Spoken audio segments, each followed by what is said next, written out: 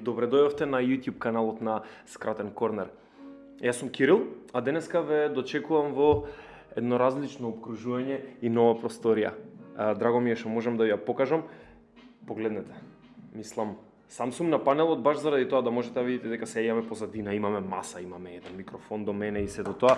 Сакам да кажам, отидовме ниво погоре. Бидејќи нема друг со мене на панелов, вас ќе ве прашам.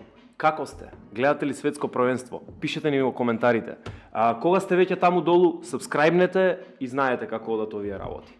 Сега веќе може да почнеме со главната тема.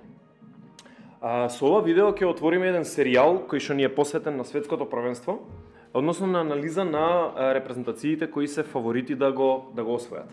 А денеска зборуваме за мојата втора омилена репрезентација во светот, тоа е Бразил. Бразил доаѓаат како фаворити на ова светско првенство. Според составот кој што го прочитавме и кој што го анализиравме во неколку од минатите видеа, заедно со Владко, заклучивме дека реално и нема некоја вистинска славост.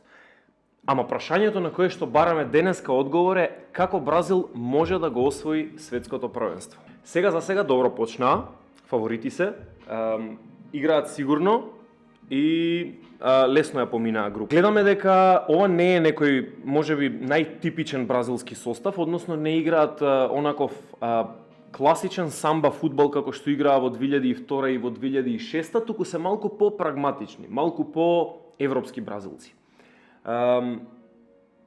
Тактички многу солидни, под водство на Тите веќе неколку години, доста добро ги води и единствено што може да им се замери можеби во овие последни неколку години е само она финале против Аргентина од Копа Америка, последното финале на Копа Америка, кое што го загубија со резултат 1:0, меѓутоа освен тоа не можеме да најдеме многу замерки во играта на Бразил, нели? Она кое што ги прави едни од главните фаворити се дефанзивците кои што ги имаат во составот и не само бројот и имињата на овие дефанзивци, туку и тоа како се тие склопени како екипа.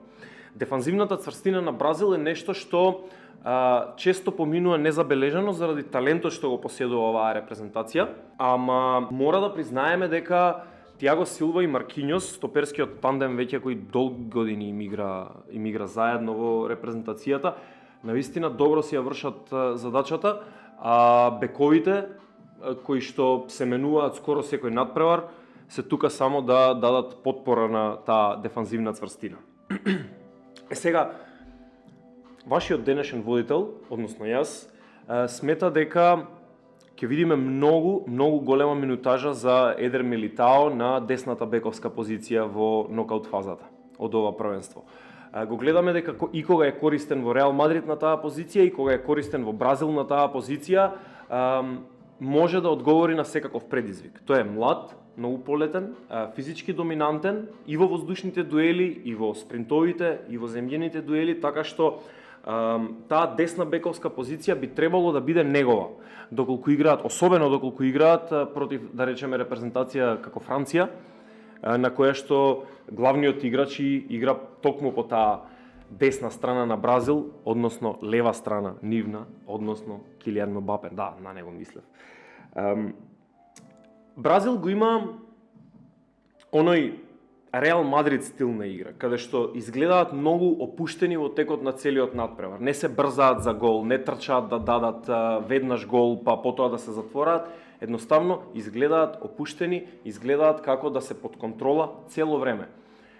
Дури мислам дека нема да имаат проблем, дури и ако го примат првиот гол на некој од надпреварите, да се вратат и потоа да постигнат 2-3 гола, бидејќи се навикнати да не играат во паника, да не се истрчуваат, да не се избрзуваат.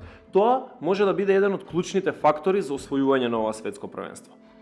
На првенство кое што има толку многу тактизирање, како што е ова во 2022, Бразил може да настапи токму со нивниот план на игра.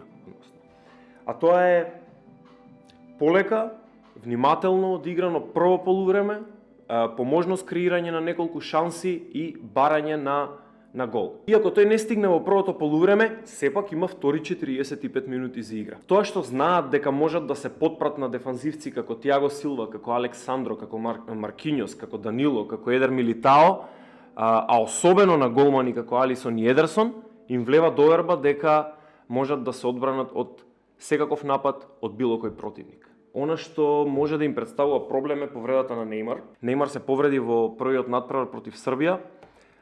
Зглобот изгледа прилично лошо и последните вести велат дека можно е да не настапи ниту во осмина финалето. Сега, да, таа осмина финална утакмица е, мислам, Бразил е во фаворитска улога и не би требало премногу да се грижи, меѓутоа Неймар ќе биде многу важен за шансите на Бразил за ова светско првенство. Сега за сега е под ризик, но мора да се размислува на алтернатива. А вашиот денешен водител ќе предложи една алтернатива. Она што го видовме во вториот надпревар од групната фаза против Швајцарија ни даде до знаење дека Фред не е таа алтернатива на позицијата на Неймар. Добар фудбалер кој што е пожртвуван и знае да даде многу за екипата, меѓутоа креативно не нуди доволно. Дали ќе биде тоа во некој нокаут надпревар во кој што го нема Неймар, дали ќе биде тоа Бруно Гимараеш или ќе биде пакета на неговата позиција, мислам дека се подобри решенија и двајцата од Фред. Со тоа што ги имаат Касемиро и Фабињо во составот можат да изротираат доста квалитетно и на таа позиција, нели, популарно наречена заден везен, така што не сум премногу загрижен околу ротацијата. Меѓутоа сум загрижен за дали ќе се врати Неймар, како ќе се врати Неймар и дали реално ќе може да издржи цел надпревар со таков зглоб и со таква повреда. Така што ајде да го сумирам ова видео на кратко. Како Бразил може да го освои светското првенство? Најпрво со својата дефанзивна цврстина, односно да не дозволи голови за противниците. Ако не дозволи голови за противниците, што би рекол Карло Анчелоти, никој не е загубил надпревар ако не примил гол.